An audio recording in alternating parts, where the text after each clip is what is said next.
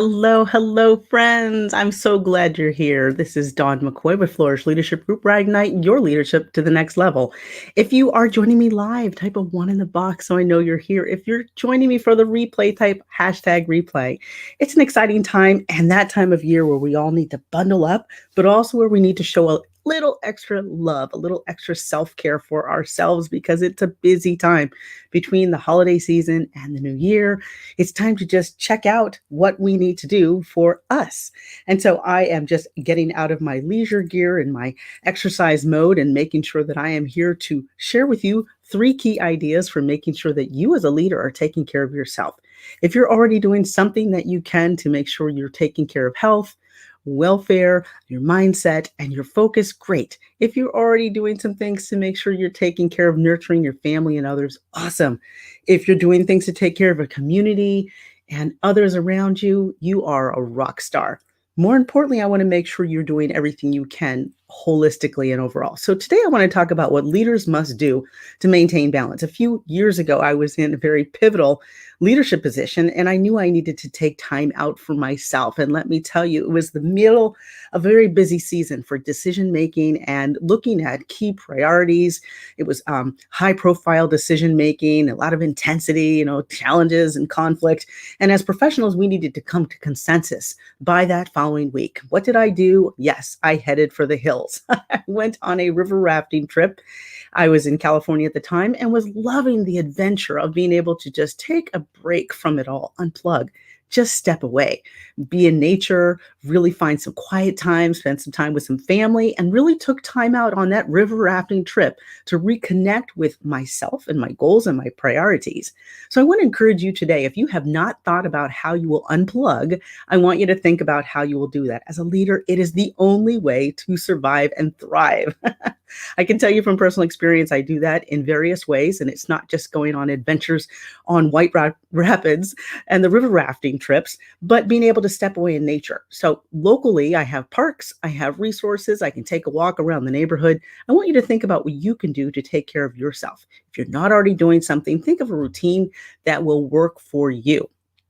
Second, I want to make you think carefully about what you're doing, about what you have intake. I was just going to say I have my trusty bottled water here. So my intake every day to make sure I'm staying hydrated. We have to do this throughout the year, not just when it's hot, folks, not just when we feel thirsty. I want to encourage you to think about how you can be mindful of your health and consciousness and make sure that you're always doing something to stay healthy. If you have a question or if you want to add to the comments for the discussion, please feel free to share. I'd love to know what is working for you on the healthcare front, that intake front.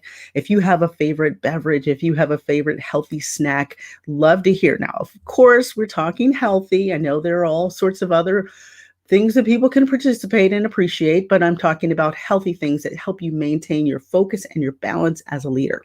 A few days ago, I posted over on my Instagram page, if you're not following me, at Dawn McCoy Books over there, I shared about one of my favorite snacks. It's actually a veggie wrap that's chickpea snacks, but a wonderful wrap that comes in packaging. It's sold at Whole Foods and other natural food stores, but it's about making sure that I have a holistic meal and being able to nurture what I need to do for me to stay healthy, whole body, mind, food intake, appropriate hydration. So if you're someone who loves natural snacks, I'll make sure to drop that in the link later because it's one of my favorites.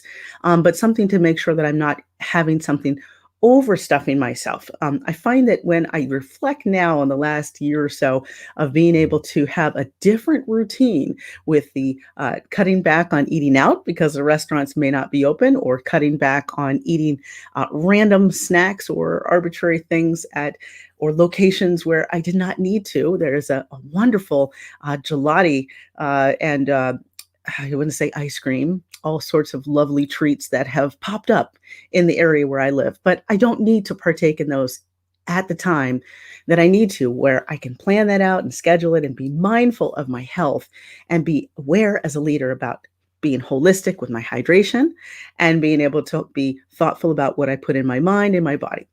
That's the third piece. I want to make sure that you are doing all that you can as a leader to keep your mind hydrated. Yes, I said it, your mind. Let me just take a look at my note here because I did make a specific note about this. I wanted to make sure that you are getting appropriate balance with your news intake and with literature.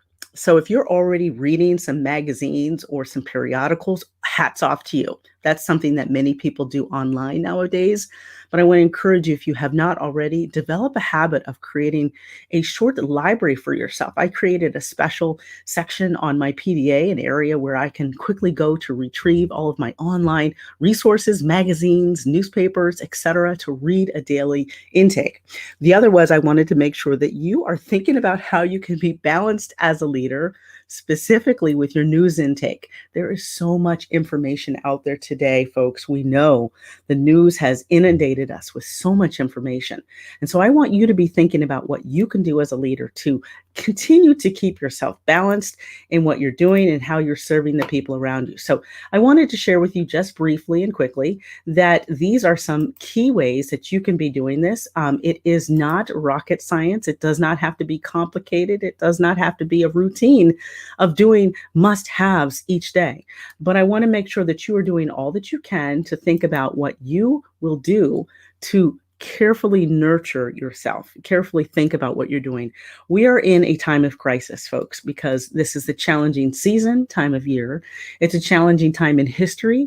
And overall, we have to be thinking about it. So, in conjunction with my crisis leadership theme, and in line with my whole leadership and core principles about how leaders maintain focus, balance being that second principle in my 7-step fundamentals for leaders, that we have to be thinking holistically about this. So you can get your guide out there at flourishleadership.com/balance and making sure that you're thinking about what you do. But more importantly, I want you to think about what works for you.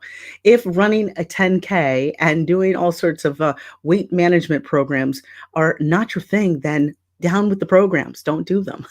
Do what works for you.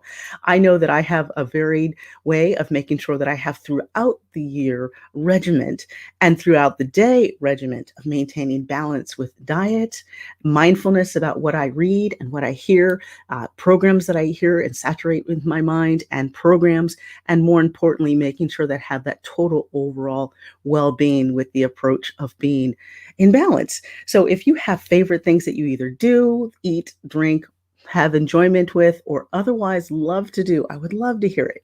Drop it in the comments. And certainly feel free to share this out with someone you know who could use a message of inspiration for balancing what they're doing in their leadership role. And to follow me Sunday evenings, 8 p.m. Eastern at Dawn McCoy Books and across social. I love to share all the time about principles and resources that have worked for me throughout the years, but I like to hear about what's working with others. So certainly feel free to share that out. I look forward to you joining me again Sunday evening, 8 p.m. Eastern, and certainly feel free to catch what I'm doing over at flourishleadership.com, and looking forward to connecting with you again one day soon. Well, until we meet again, be enlightened, be enriched, be empowered. Take care now.